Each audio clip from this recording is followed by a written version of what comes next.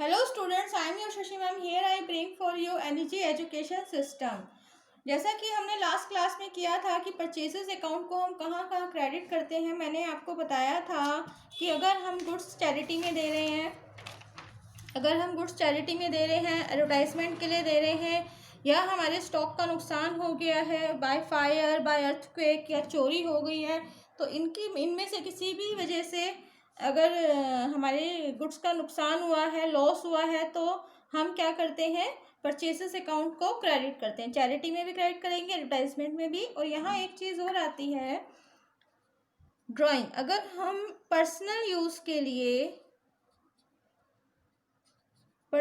Use या house hold भी कई बार लिखा होता है एंट्री में, उसके लिए जो गुड्स हैं वो ले रहे हैं, तो वहाँ पर भी हम परचेजेस अकाउंट को क्या करेंगे, क्रेडिट करेंगे। तो उसकी एंट्री कैसे होगी, उसके लिए मैंने एक एंट्री ली है यहाँ पर जो आपको समझनी है। हमने लास्ट क्लास में 5th तक एंट्री कर ली थी। Good distributed as free sample ₹4000, इसकी हमने एंट्री कर ली थी। ये मैं दिखा देती हूँ आपको। यहाँ तक हमने ये एंट्री करी थी। हमने advertisement account debit to purchases account किया था। हमारी 6th एंट्री क्या है, 6th एंट्री हमारी है goods used for house hold. यहाँ पर ये भी लिखा हो सकता है goods used for personal use. ठीक है, तो कितने की है, ₹5000। तो इसकी एंट्री कैसे होगी वो आपको समझनी है, क्योंकि मैंने आपको पहले भी समझाया था, जब ड्राइंग समझाया था कि कुछ भी हम पर्सनल यूज़ के लिए ले रहे हैं, अगर हम कैश विड्रॉ कर रहे हैं तो वो भी ड्राइंग अकाउंट में जाता है। इसी तरीके से अगर हम गुड्स ले रहे हैं पर्सनल यूज़ के लिए या घर के यूज़ के लिए, तो वो भी किस में जाएगा, ड्राइंग अकाउंट में जाएगा। तो उसकी एंट्री कैसे होगी, उसकी एंट्री करते हैं हम 6 में, ड्राइंग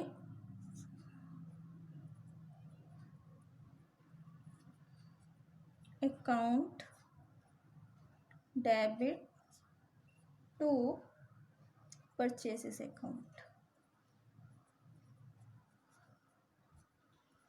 ठीक है, अमाउंट कितना है, 5000 लिखेंगे, डेबिट और क्रेडिट दोनों तरफ, और नरेशन साथ के साथ लिखेंगे, being the goods taken for house hold. ठीक है, समझ में आया आपको कि हमें परचेसेस अकाउंट कहाँ कहाँ क्रेडिट करना है। आज जो हम और दूसरा टॉपिक ले रहे हैं वो हम ले रहे हैं discount allowed and discount received का। जैसा कि मैंने आपको लास्ट क्लासेस में बताया था, एक क्लास में मैंने आपको बताया था कि डिस्काउंट हमारे 2 तरीके के होते हैं, cash discount and trade discount. Trade discount की एंट्री हम जनरल एंट्री, मतलब कैश डिस्काउंट को हम जनरल एंट्री में दिखाते हैं, और ट्रेड डिस्काउंट को हम जनरल एंट्री में नहीं दिखाते। उसकी कैलकुलेशन भी मैंने आपको समझाई है। अब कैश डिस्काउंट को हम 2 हिस्सों में डिवाइड कर सकते हैं, discount allowed and discount receive. मतलब कि जब हम पेमेंट कर रहे हैं, ठीक है, जब हम किसी को पेमेंट कर रहे हैं तो वहाँ जो हमें डिस्काउंट मिलता है वो क्या कहलाता है, डिस्काउंट रिसीव्ड कहलाता है। और जब हमारे पास पेमेंट रिसीव, मान लीजिए हमारे पास पेमेंट रिसीव्ड हुई है, मतलब कैश रिसीव्ड हुआ है या बैंक के जरिए हमारे पास पेमेंट आई है, तो जब भी हम रिसीव कर रहे हैं तो वहाँ जो हम डिस्काउंट देते हैं वो डिस्काउंट अलाउड अकाउंट होता है। तो ये आपको डिफरेंस समझना है।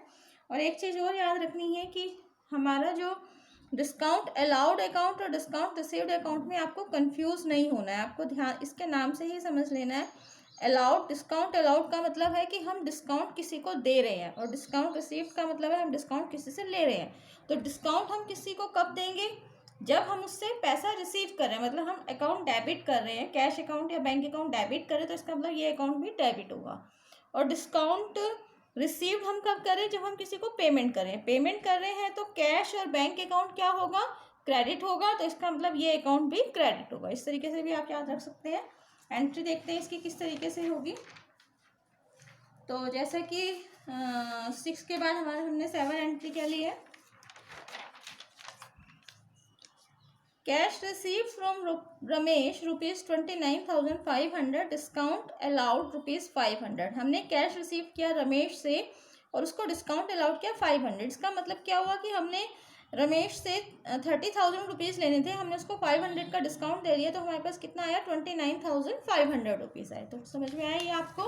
तो इसकी एंट्री कैसे होगी, अब क्योंकि हमारे पास क्या आ रहा है, कैश आ रहा है, जो मैंने आपको बार बार बताया आपको, हमें क्या याद रखना है कि हमारे पास जो आ रहा है उसे हमें डेबिट करना है। तो हमारे पास कैश आ रहा है तो इसलिए हम क्या लिखेंगे, कैश अकाउंट डेबिट। अगर ये बैंक के जरिए यहाँ कैश की जगह चेक रिसीव्ड होता तो हम क्या लिखते हैं, बैंक अकाउंट। ठीक है, cash account debit.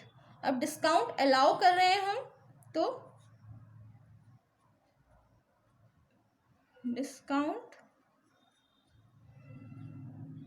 Allowed account debit. ठीक है, तो ये आप अच्छे सिंपली अगर आपको याद रखना है कि जहाँ कैश या बैंक होगा वहीं डिस्काउंट का अकाउंट होगा। Discount allowed account debit to, किससे लिए हमने, रमेश,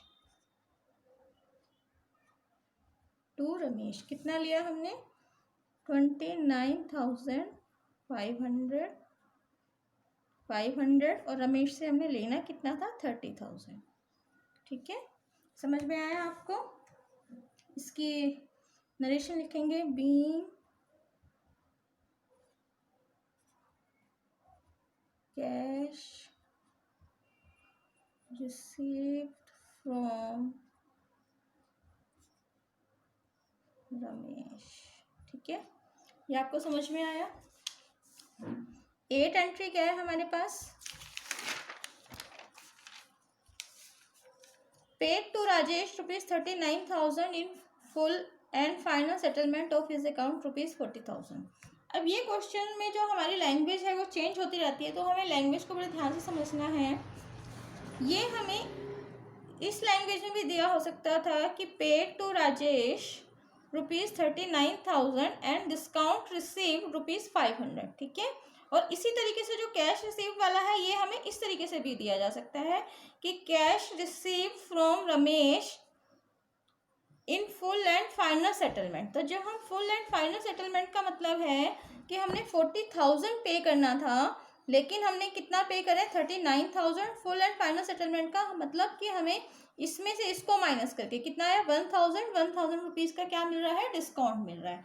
तो ये दोनों लैंग्वेज मैंने ले लिए यहाँ पे, जिससे कि आपको समझ में आए कि हमें किस किस तरीके से क्वेश्चन में लिखा हुआ आ सकता है। ठीक है, तो मीनिंग सेम होगा।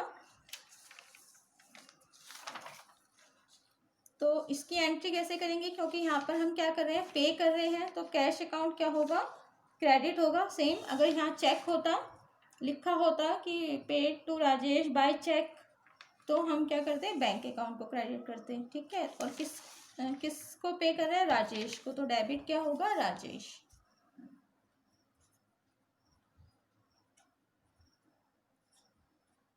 Debit to cash account to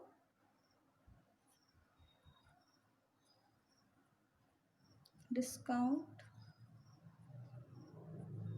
received account. ठीक है, और एंट्री क्या होगी, राजेश को हमने कितने देने थे, 40,000 देने थे, तो यहाँ 40,000 आएगा। पेमेंट कितने की, 39,000 की, और हमें डिस्काउंट कितना मिला, 1,000। ये आपको बहुत ध्यान से लिखना है, इसमें गलती नहीं करनी। Being cash paid to Rajesh. तो उम्मीद करती हूँ आपको समझ में आया होगा कि डिस्काउंट अलाउड और डिस्काउंट रिसीव की जो एंट्री है वो किस तरीके से होगी, और कहाँ डिस्काउंट अलाउड होता है और कहाँ डिस्काउंट रिसीव्ड होता है। ठीक है, तो लास्ट में मैं यही कहना चाहूँगी कि अगर अभी तक आपने हमारे चैनल को सब्सक्राइब नहीं किया है तो ज़रूर सब्सक्राइब करें, शेयर करें, लाइक करें। Thanks a lot.